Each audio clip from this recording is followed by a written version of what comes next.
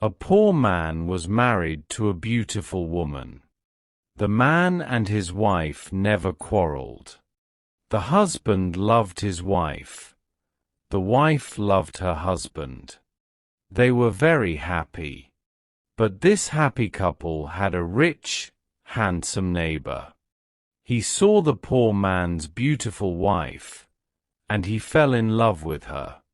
I want to marry her myself, he thought. Every day, when the woman's husband was working in the fields, the rich man went to the poor man's house. "You're a beautiful woman," he said to the poor man's wife, "but your clothes are old. Why doesn't your husband buy new, pretty clothes for you? I'm sure he doesn't love you. If he loved you, he would buy wonderful clothes for you. Divorce him and marry me. I will buy you beautiful new clothes, the best in the land. Then you will be the most beautiful woman in Ethiopia." At first, the woman didn't listen to the rich man. But he came to her house every day, and every day he said the same things. At last, she began to think, perhaps my neighbor is right. Why doesn't my husband buy beautiful new clothes for me? Perhaps he doesn't love me.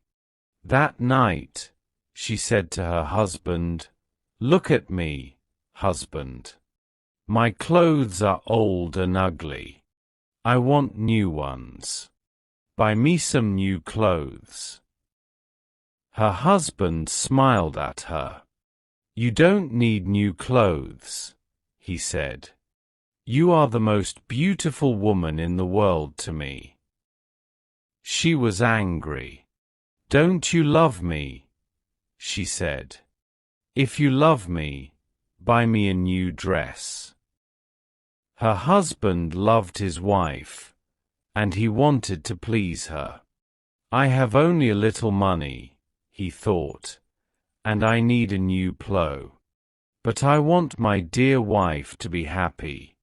So the next day, he went to the market, and he bought a new dress for his wife. He took it home to her, and she put it on. "Thank you, my dear husband," she cried. "Now I know that you love me." When the rich man came to see her again, she was wearing her new dress. "You see," she said to him, "my husband loves me very much. He bought me this beautiful new dress." The rich man shook his head. "But a good husband doesn't only give his wife new clothes," he said. "He gives her gold. Where's your gold necklace? Where are your gold rings? Why doesn't your husband give you those?" He opened a box and showed her some beautiful gold jewelry. "Look at these," he said. "Divorce your husband and marry me, and I will give all these to you." The woman did not listen to him. "Go away," she said. "I love my husband, and he loves me, and we are happy together." But the rich man came again every day, and every day he showed her the box of jewels. At last, she began to think, perhaps the rich man is right. Why doesn't my husband buy gold for me? Doesn't he love me? That day, she didn't make a fire. She didn't cook a meal. Her husband came home late after a long day in the fields. He was tired and hungry. "There's no dinner for you tonight," his wife said. "You don't love me." "What?" her husband cried. "But my darling, I love you more than anything. You are the most wonderful person in the world.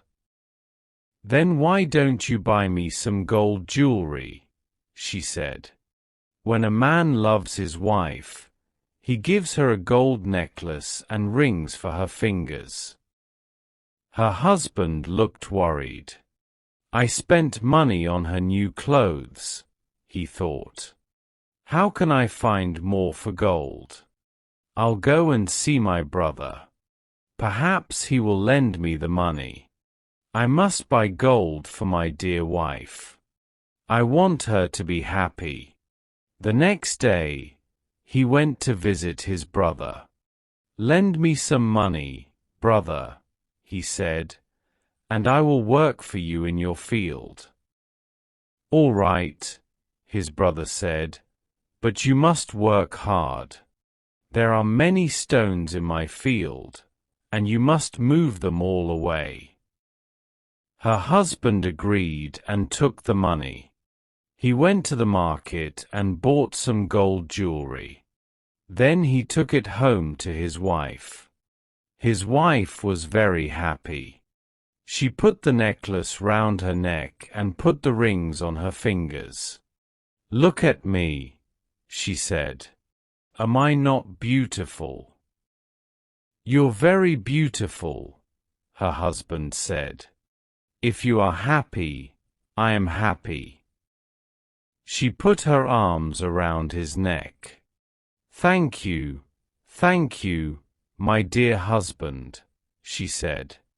Now I know that you love me. The next day, her husband went out very early, before the sun rose in the sky. He ran to his brother's field. It was covered with stones. I must work very hard now, he thought. I must start early and stop late. I must pay my debt to my brother. His wife was working happily at home. I'll make a wonderful dinner for my husband tonight, she thought. He gives me wonderful presents. He works hard for me. I know that he loves me. Hello, a voice called out. Are you there? The woman went outside. Her rich neighbor was there. Ah, it's you, the woman said.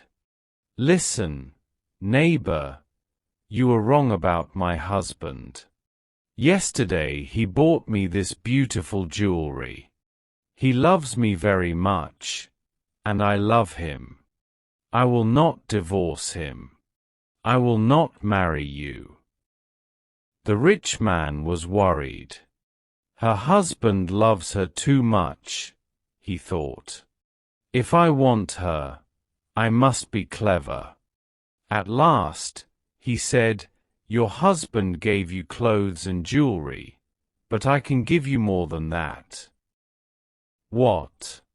What do you mean? The woman cried. Can your husband make miracles? The rich man asked. Miracles? No, of course he can't make miracles, the woman answered. Only God can make miracles. Men cannot make them. But I can, the man said. Because I love you. Love can make miracles. If your husband loves you, he can make miracles for you. If you love me, I will make miracles for you. Make a miracle for me now, the woman said. I can't, the rich man answered. You must promise to love me first. You must leave your husband and come to me. Then I will make wonderful, wonderful miracles for you. The woman said nothing, and the rich man went away. That night, the poor man came home late. He was very tired and hungry. His wife brought water for him, and he washed himself. She brought delicious food for him, and he ate it. My poor husband, she thought. He works so hard for me, and he is so tired and hungry. The rich man is foolish. How can my husband make miracles? It's impossible. But the next day, and the day after, and the day after that, the rich man came to her house again. "Did your husband make a miracle for you yesterday?" he asked. "Leave him and love me, and I will make many, many miracles for you every day." At last, the woman began to listen to him. One day, when her husband came home, she was sad. "Wife, dear wife, what is wrong with you?" cried her husband. "Are you sick?" "No," she said. "I'm sad because you do not love me." "What?" cried her husband. "But you know that I love you. I bought you new clothes. I bought you gold jewelry. You're the most precious thing in the world to me. But you don't make miracles for me," his wife said. Her poor husband was very surprised. "Miracles? Of course I can't make miracles," he said. "Why do you want a miracle? Who gave you the idea?" "Our neighbor came to see me today," the woman said. "Love makes miracles," he said. If a man loves a woman, he will make miracles for her. Her husband was very worried. "That wicked man wants to take my wife," he thought. "All this trouble comes from him.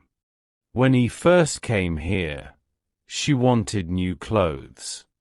Then she wanted gold jewelry. And now she wants a miracle. What can I do? If I don't make a miracle, perhaps my wife will leave me and marry him." The next day, he went slowly to work in his brother's field.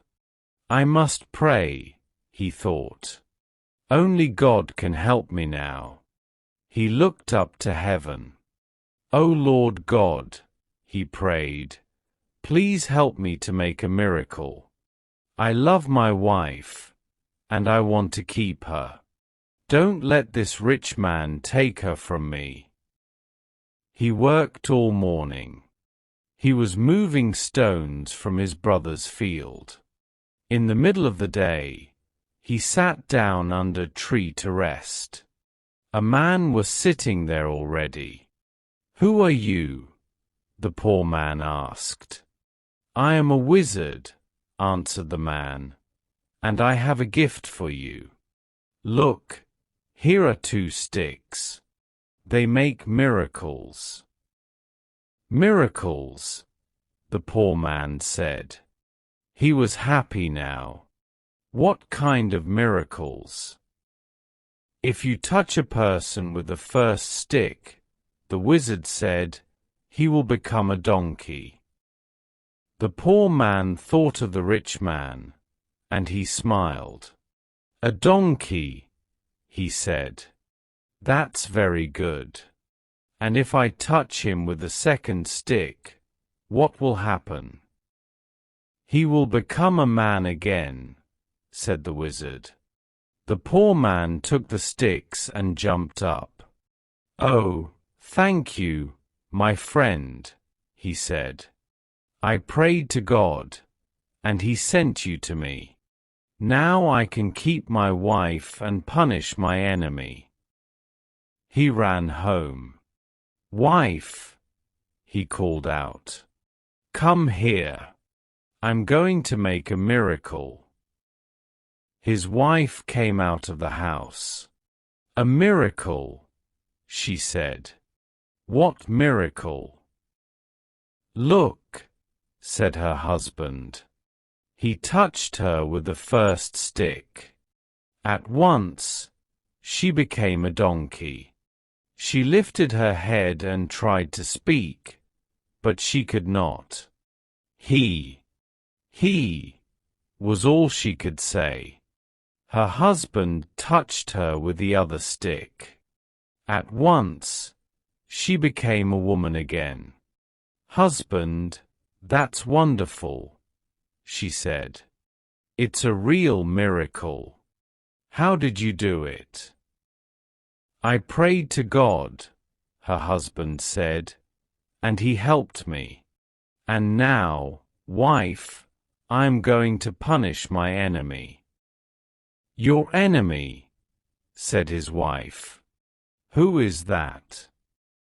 "You know my enemy," her husband said. He was looking at her. He wasn't smiling now. "It's the rich man, our neighbor. He comes to our house when I am working in the field. He gives you bad ideas. Ask your husband for new clothes, he says. Ask him for gold jewelry. Ask him for a miracle. Am I right? Did our rich neighbor give you all these ideas?" His wife said nothing. "And did you listen to him?" her husband went on. His wife did not look at him. She was ashamed. "I'm sorry," she said. "It's true. He said all those things.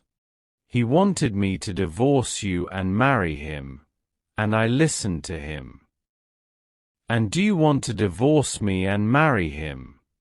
her husband asked. She looked at him. Her eyes were full of tears. "No, dear husband. I want to stay with you forever, and I will never listen to him again." "Then take this stick," her husband said, and touched the rich man with it. He gave his wife the first stick, but he hid the second one in the roof. The next day, he went to work. Soon, the rich man arrived at the woman's house. "Well," he asked her, "and can your husband make miracles yet?" "Yes," she said, and she touched him with the first stick. At once, the rich man changed into a donkey. "Now," said the woman, "you can go to work and help my dear husband." She took the donkey out to the fields. Her husband was working there. He was moving stones from his brother's field. "Ah," he said, "a donkey. Now I can finish the job quickly." From that day, the poor man gave the donkey many heavy loads to carry. The donkey carried stones away from the fields. It took sacks of teff to the market and brought flour and coffee home again. For many years, the donkey worked for the poor man. The poor man was not so poor now. The donkey was helping him. He was becoming richer. One day, the poor man looked at the donkey. It was tired and old. It stood still. Its head was bent down. The poor man was sorry for it. He went into his house and brought out the second stick. Then he touched the donkey with it. At once, the rich man stood there. But he was not a handsome young man now. He was old. His back was bent. He was very, very tired. "You tried to take my wife away from me," the poor man said. "That was wrong. Go home now. Don't look at other men's wives again." The rich man went away, and he never came back again. But the poor man and his wife lived happily together